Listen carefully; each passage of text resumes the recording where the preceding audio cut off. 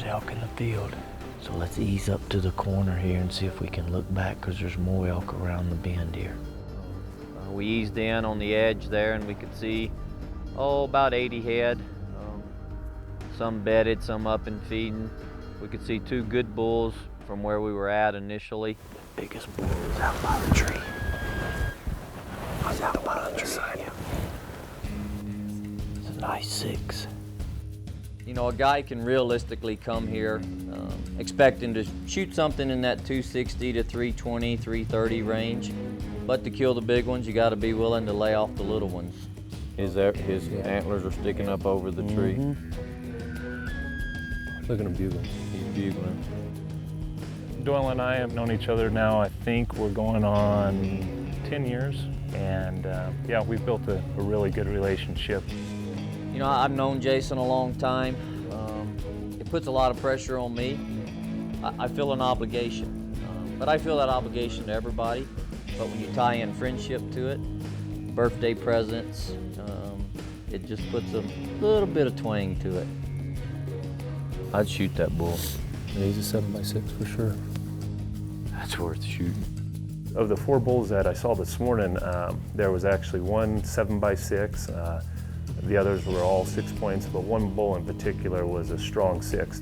You know, we're maybe looking at a 320 class bull. And you know, right now we got 4 or 5 bulls on our hit list, and we feel if we can get the opportunity at any one of those 4 or 5 bulls, we're going to take advantage of it. Looks like they're going to go out that end of the field up there. I say we just let them leave out of here naturally. Okay.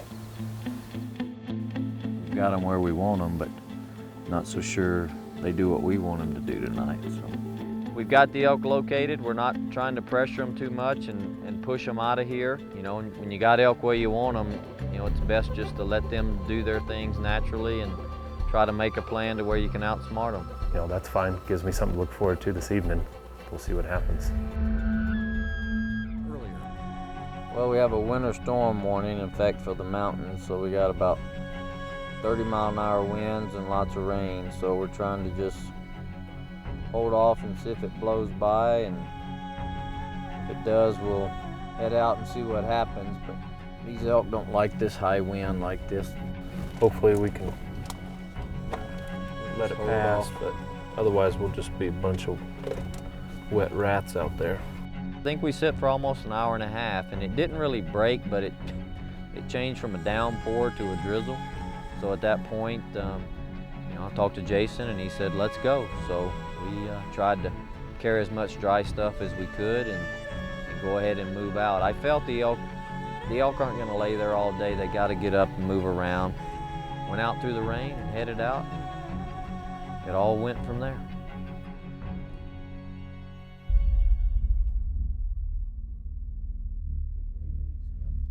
You know, we eased in, we got across, you know, and got on the edge of the draw where we wanted to be, and To your left. and we hadn't been in there, shoot, 10 minutes, and there was elk on the ridges. We got elk on the spine. You know, bulls were starting to bugle. Psst, psst. Bugling. They're bugling. And they all kind of fed out of the cedars and fed onto a big bench. And then all of a sudden, some of those cows and calves started laying down. A couple of the bulls laid down, and we're like, okay, here we go. We heard another bull bugling to the north. It's right out here. And he kept bugling. He probably bugled, I don't know, 8, 10 times maybe.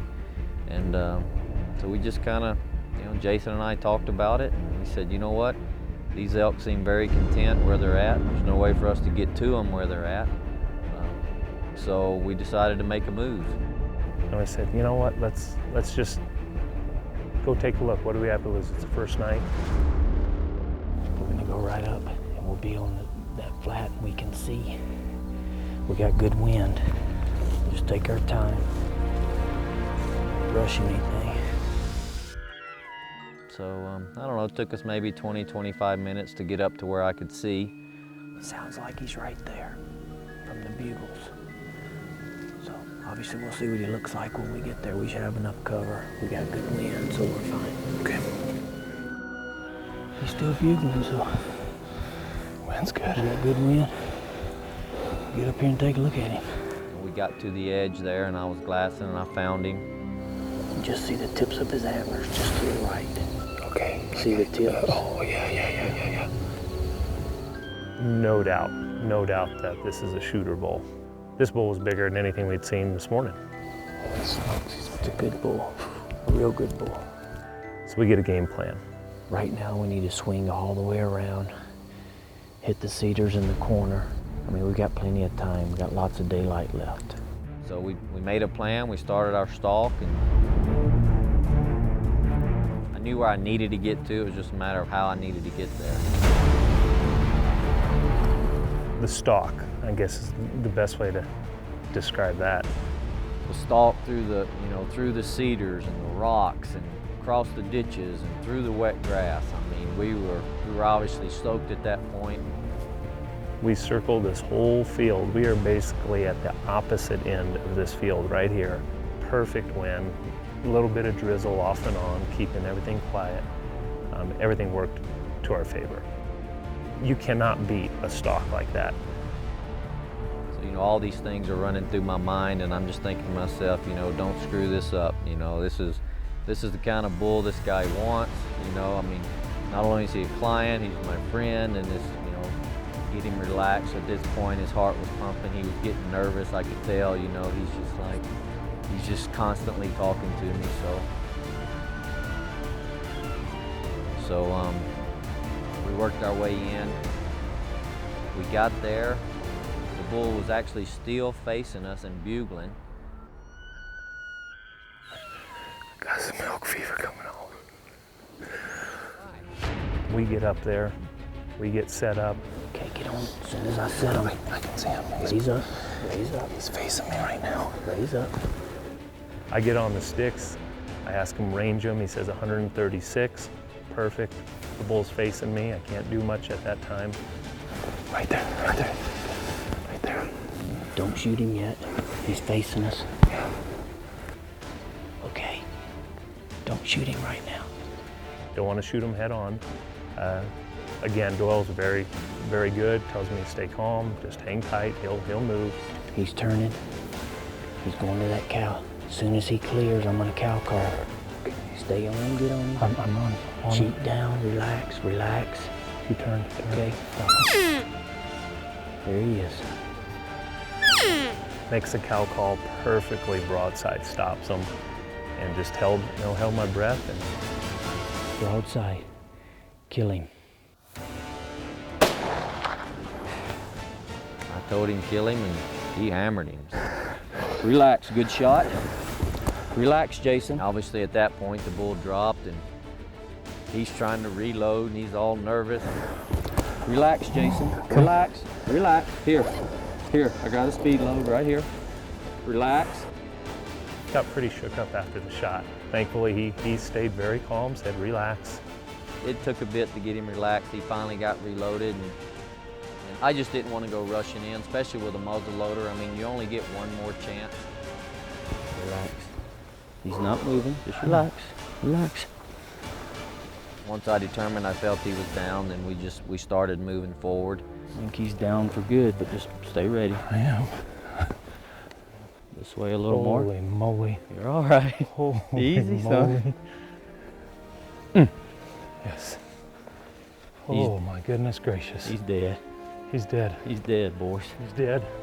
He's down for the count, son. Holy moly. Buddy, we did it. Thank you. You're welcome, man. Oh my goodness. Let's go touch him. Oh my goodness. There's your herd bull, son. Oh my goodness. Look at the mass on this bull. Is that what we were wanting? I think so. You can't take him back now. You know where he's weak? On his feet. I was finna say, I'm not sure he's weak anywhere. Look at that.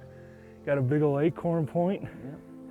Wow. Good night. You okay?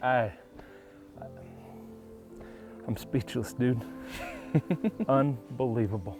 He'll push 330. I'm gonna say 330, which would be absolutely phenomenal. But whatever he is, we're proud.